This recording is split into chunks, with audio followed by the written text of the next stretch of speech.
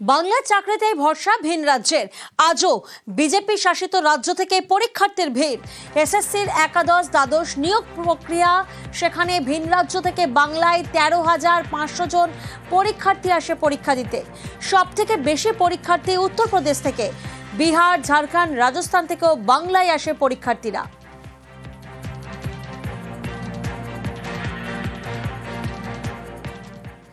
SSC পরীক্ষায় BJP শাসিত রাজ্যের বহু চাকরি প্রার্থী। ডবল ইঞ্জিন সরকারকে কটাক্ষ শিক্ষামন্ত্রী ব্রাত্য বসুর। বাংলার কত পরিযায়ী শ্রমিক ভিন রাজ্যে কাজ করছেন সেই হিসেব দিন মন্ত্রী।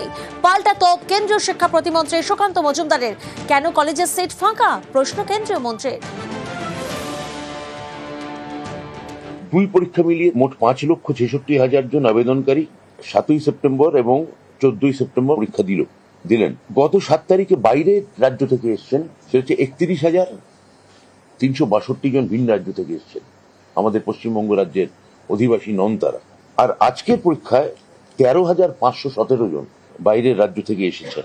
এদের মধ্যে একটা খুব বড় অংশ এসছেন উত্তরপ্রদেশ এবং বিহার থেকে। অর্থাৎ এটা উল্লেখ না করে পারা যাচ্ছে না যে তথাকথিত বহু ঢক্কা নিনাদে শোনা, বহু আড়ম্বর প্রসূত শব্দ ডবল ইঞ্জিন, সেই ডবল ইঞ্জিন সরকারের সাফল্য বা ব্যর্থতার খতিয়ান আসলে কত, এই তথ্য থেকে আপনারা তার একটা হিসেব আন্দাজ আপনারা পাবেন।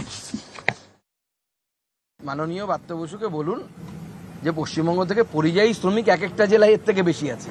আমার জেলা থেকে এর থেকে বেশি লোক আছে, একটা জেলা, বাকি তো ছেড়ে দিন। তার উপর ব্রাত্য বসুরা এই ধরনের কথা বলেন।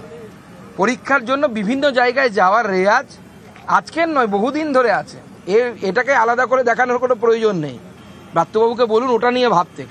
কতজন পরীক্ষা দিতে এসছে এটা নিয়ে না ভেবে কলকাতার কলেজগুলো কেন সিট ভর্তি হচ্ছে না, কেন সেখানে ছাত্ররা ভর্তি হচ্ছে না, কেন চাকরির কথা তারা ভাবছে না, সেই বিষয়ে ভাবতে বলুন।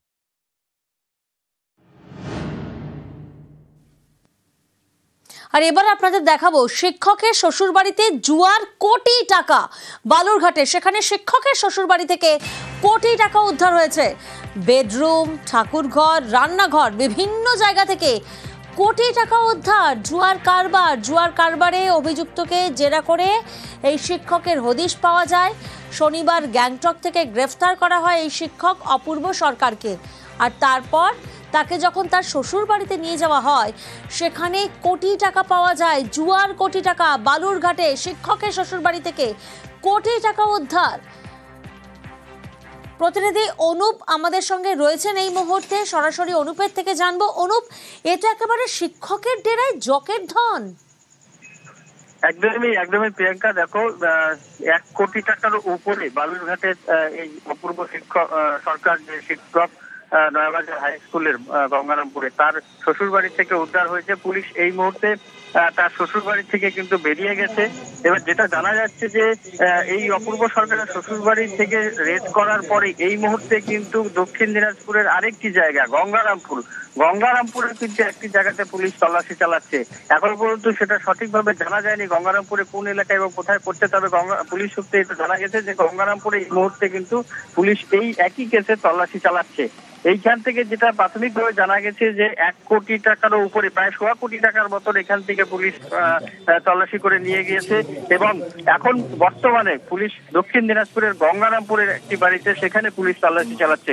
গঙ্গারামপুরের নয়াবাজার এলাকার পাশে কিন্তু একটি গ্রামে এই অপূর্ব সরকারের এই জায়গা থেকে একটা প্রশ্ন আমরা দেখলাম যে একেবারে শিক্ষকের ডেরায় জকের ধন। বিভিন্ন জায়গা থেকে বেডরুম বা রান্নাঘর, বিভিন্ন জায়গা থেকে কোটি টাকা উদ্ধার করা হয়।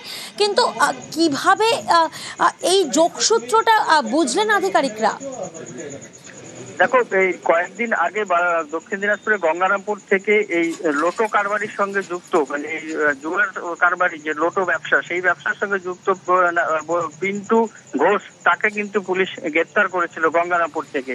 তার মাধ্যমেই কিন্তু পুলিশ জানতে পারে যে এই অপূর্ব সরকারের নাম উঠে আসে। এরপরেই কিন্তু পুলিশ তাকে তল্লাশি করছিল, সে কিন্তু গা ঢাকা দিয়েছিল।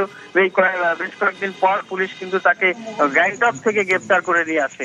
এরপরেই কিন্তু তার সঙ্গে জেরায় কিন্তু তার মাধ্যম দিয়ে পুলিশ জানতে পারে যে তার শ্বশুর বাড়িতে আজকে পুলিশ তল্লাশি করে এবং সেইখান থেকেই কিন্তু এই ব্যাপক পরিমাণ টাকা পুলিশ উদ্ধার করেছে। তাহলে কি বালুরঘাটের পর এবার গঙ্গারামপুরেও পুলিশ তল্লাশি চালাবে? একদমই চালাচ্ছে। এই মুহূর্তে পুলিশ গঙ্গারামপুরে বেশ। একটি বাড়িতে তল্লাশি চালাচ্ছে। বেশ, প্রিয়াঙ্কা।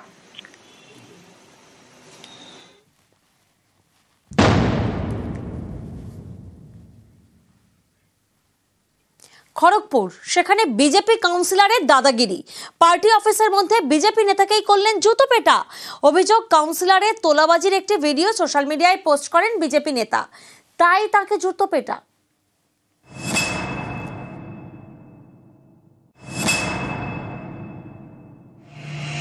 यहाँ से निकल मारेगा। उधर निकल, यहाँ से निकल। कौन बोला तेरे को? कौन? यहाँ मेरा ऐसे ऑफिस में बोला? क्यों आया? मेरा ऑफिस में क्यों कौन आया? बोला? मेरा कौन बोला तेरे को? किसको चप्पल मारने बोला? कौन बोला तेरे को? बता दे रहा मैं, बता दे रहा अभी। कौन बोला तेरे को? किसको मार रहा तू? मार दे, मार दे। ইনি বিজেপি কাউন্সিলর, জুতোপেটা করছেন। যাকে মারছেন তিনি বিজেপিরই নেতা। क्यों आया? मेरा ऑफिस में क्यों कौन आया? बोला? कौन बोला तेरे को? किसको चप्पल मारने बोला? कौन बोला तेरे को? बता दे रहा मैं, बता दे रहा अभी। कौन बोला तेरे को? किसको मार रहा तू? मार दे। मैं चोरी कर रहा देख रहा। और बोल, और बोल, और बोल, और उड़ उड़ उड़ उड़ পার্টি অফিস থেকে বেরিয়ে গালাগালি। एक तो बार छोड़ेगा, एक तो बार छोड़ेगा। ठीक है ठीक है। খড়গপুরের বিজেপি কাউন্সিলর মমতা দাস শনিবারই বিজেপির অফিসের মধ্যে বিজেপির নেতা অশোক সিংকে তিনি জুতো পেটা করেন। यहाँ से निकल, यहाँ से निकल। मारेगा। उधर निकल, यहाँ से निकल। कौन बोला तेरे को? कौन? यहाँ मेरा ऐसे ऑफिस में बोला? क्यों आया? मेरा ऑफिस में क्यों कौन आया? बोला? मेरा कौन बोला तेरे को? किसको चप्पल मारने बोला? कौन बोला तेरे को? পশ্চিম মেদিনীপুরের খড়গপুর পুরসভার 31 নম্বর ওয়ার্ড।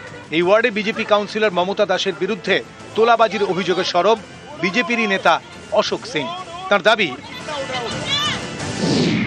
খড়গপুরের আয়মা এলাকায় খাবার দোকান দিতে চান এক ব্যবসায়ী। জায়গাটি রেলের জমিতে হওয়ায় অনুমতির জন্য কয়েকদিন আগে তিনি কাউন্সিলরের কাছে যান। অভিযোগ, তার থেকে 10,000 টাকা তোলা চান বিজেপি কাউন্সিলর। বিজেপি নেতার দাবি, তোলাবাজির ভিডিও শনিবার সোশ্যাল মিডিয়ায় পোস্ট করেন তিনি। उधर निकल, यहाँ से निकल। कौन बोला तेरे को? यहाँ मेरा ऐसे ऑफिस बोला? में क्यों आया?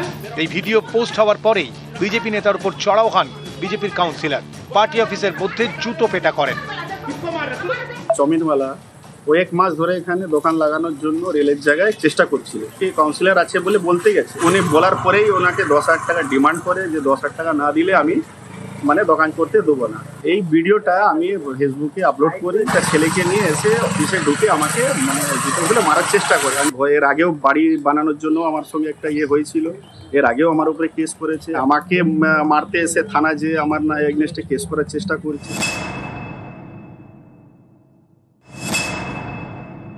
হ্যাঁ, তোলাবাজি খুব বেশি করেন উনি। আবাস যোজনার বাড়ি সাধারণ মানুষকে না দিয়ে ওনার মায়ের নামে একটা আবাস যোজনার বাড়ি করছিল, যাদেরকে কাচরার কাজ পৌরসভা থেকে দেওয়া হয় উনি দেন এবং 20,000 টাকা নেন। হ্যাঁ, এইরকম তোলাবাজি তিনি করে থাকেন।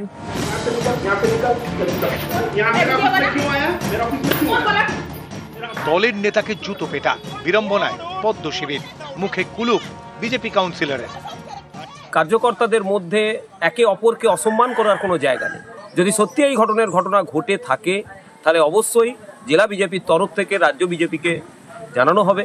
দল যে সিদ্ধান্ত নেবে সেই সিদ্ধান্ত দুজনকেই মানতে হবে, এটুকু নিশ্চিত। बता दे रहा मैं, बता दे रहा अभी। খড়গপুর থেকে শঙ্কর রায়, নিউজ 18 বাংলা। लेडीज का फायदा उठा ले। और गाली दे ना, जोर जोर से गाली दे।